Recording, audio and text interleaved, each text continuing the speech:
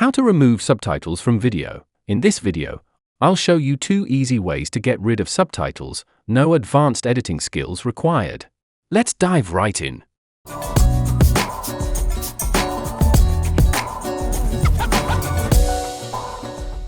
The first method is using CapCut.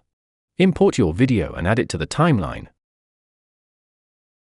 Then, scale up the video until the subtitles are pushed out of the frame. After that, adjust the video position. Now you can export and get the video without subtitles. This method works, but it crops part of your video, which might not be ideal. If you want a cleaner result without cropping, I recommend you the second method, using HitPaw VikPea. Open HitPaw VikPea and choose Watermark Removal under the AI toolbox. Import your video. Select the subtitles. Since some subtitles may be longer or appear at different times, make sure to drag through the timeline and confirm that all subtitle areas are fully selected. Then you can export the video. And that's how you can remove subtitles from your videos quickly and easily.